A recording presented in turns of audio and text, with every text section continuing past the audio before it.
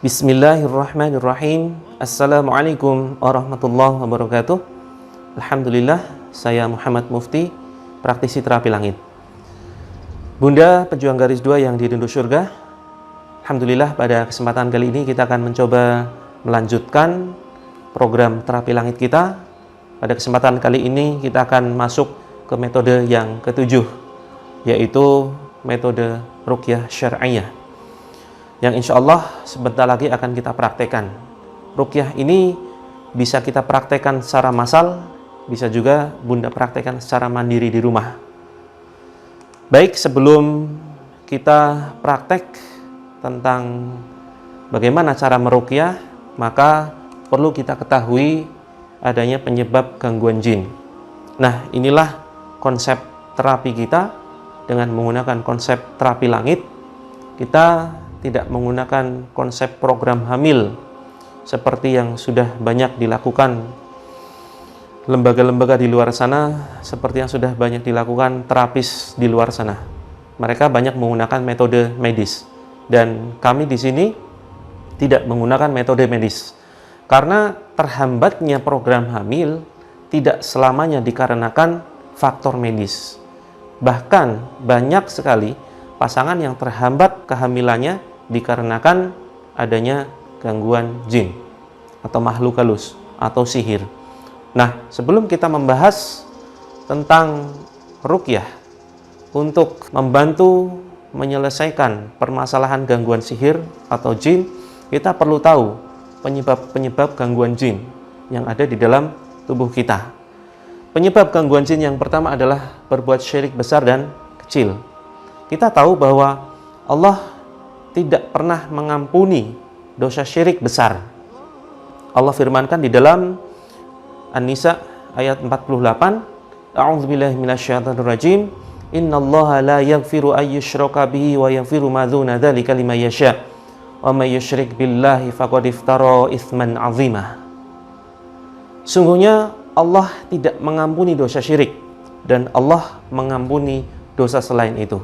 Barang siapa yang berbuat syirik, maka dia telah berbuat dosa yang besar.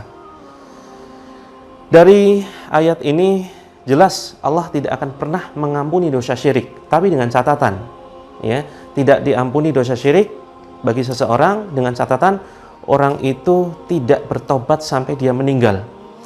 Tetapi lain halnya ketika orang tersebut masih diberikan kesempatan hidup oleh Allah dan pernah berbuat syirik besar, dan kemudian selama hidupnya dia bertobat kepada Allah, maka pasti akan, insya Allah akan Allah ampuni.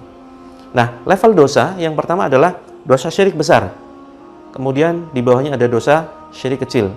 Dosa syirik kecil ini kita tahu seperti beribadah untuk pamer, ya, agar diketahui orang lain, untuk agar dikatakan orang yang soleh dan seterusnya. Sedangkan syirik besar, kita menyekutukan Allah, kita menyembah selain Allah, menyembah gunung, menyembah matahari.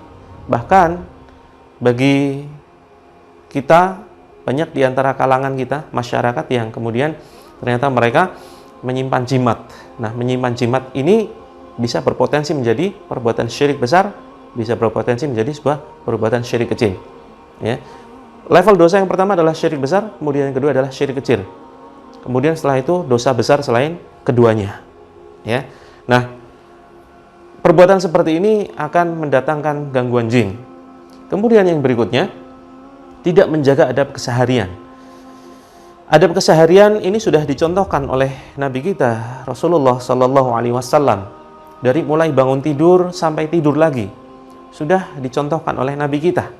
Bagaimana cara bangun tidur, ada adabnya, ada doanya. Bagaimana cara kita masuk ke toilet, ada doanya, ada adabnya, ada caranya. Terlebih dulu masuk dengan kaki kiri, kemudian keluar dengan kaki kanan. Bagaimana cara kita makan minum, ya, ada adab yang sudah dicontohkan oleh Nabi kita, dengan duduk, dengan menggunakan tangan kanan, baca basmalah, dan seterusnya. Kemudian kita keluar rumah, masuk rumah, ada cara-caranya, ada aturannya. Kita naik kendaraan, turun kendaraan, masuk masjid, keluar masjid, menggunakan pakaian, dan seterusnya, ada adabnya. Termasuk, mohon maaf, dalam hal berhubungan suami istri. Jika tidak mengikuti adab-adab yang dicontohkan oleh Nabi kita, maka dikhawatirkan Setan di situ akan mengganggu, akan merusak, akan mengotori niat kita, akan ikut campur membisikkan sesuatu yang negatif. Maka perlu sekali kita belajar kembali bagaimana menjalankan kehidupan ini dengan adab-adab, dengan doa sesuai dengan contoh Nabi. Kemudian yang berikutnya, penyebab gangguan jin yang berikutnya adalah jin nasab. Mungkin kita dalam keseharian sudah menegakkan adab kehidupan. Kita juga sudah menghindari dari dosa syirik besar maupun syirik kecil, maupun dosa-dosa yang lain. Tetapi gangguan jin akan bisa menyerang kita. Kita akan bisa mengalami gangguan jin apabila ada salah satu leluhur kita, mbah kita, nenek moyang kita yang dulunya pernah berbuat kesyirikan dan sampai meninggal mereka tidak bertobat, sehingga jin yang bekerja sama dengan leluhur kita akan menyerang anak cucu keturunannya. Nah, bisa jadi ini menimpa kita semua. Maka bagaimana solusinya? Solusinya insya Allah dengan ruqyah syar'iyah. Kemudian penyebab gangguan jin yang berikutnya adalah belajar tenaga dalam. Belajar tenaga dalam ini juga bisa mendatangkan gangguan jin. Karena rata-rata aliran tenaga dalam itu adalah dengan meminta bantuan jin. Kemudian yang berikutnya adalah penyebab gangguan jin yang berikutnya adalah mengikuti bisikan jin korin atau hawa nafsu. Seperti yang kita ketahui bahwa setiap orang pasti akan ada jin yang mengikutinya. Itulah jin korin. Ya, jin korin ini akan selalu mengikuti setiap orang yang didampingi. Masing-masing orang ada jin korin, termasuk Nabi Muhammad SAW. Hanya saja Nabi Muhammad berhasil menaklukkan, berhasil mengislamkan jin korin yang mendampinginya, sehingga tidak mengajak kecuali ajakan-ajakan kebaikan. Sedangkan kita tidak bisa menaklukkan jin korin kita, yang apabila dibiarkan maka tentu akan ada bisikan-bisikan negatif yang selalu mengajak kepada keburukan. Tetapi yang perlu kita perhatikan adalah ajakan keburukan itu tidak selamanya berasal dari bisikan jin korin.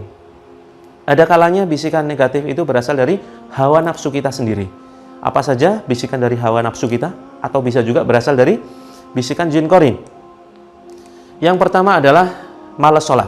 Hawa nafsu kita bisa mengajak untuk malas sholat. Terus kemudian yang berikutnya kebodohan, tidak mau belajar ilmu-ilmu syar'i. Kemudian marah. Kemudian cinta dunia, suka berkhayal, rakus, kikir, sombong, suka dipuji, riya, beribadah, ingin mendapatkan pujian orang lain. Kemudian ujub, bangga dengan amal sendiri, bangga dengan diri sendiri. Kemudian iri, dengki, kemudian dendam atau sakit hati terhadap orang lain. Ini juga akan bisa mendatangkan gangguan jin yang lain. Kemudian terlalu takut, banyak mengeluh, kemudian galau, buruk sangka, menghina sesama muslim, merasa aman dari azab Allah, kemudian putus asa dari rahmat Allah, dan yang terakhir adalah terlena dunia. Ya, banyak sekali mendengarkan musik, kemudian menonton film yang tidak manfaat, santai-santai, main game, dan lain sebagainya.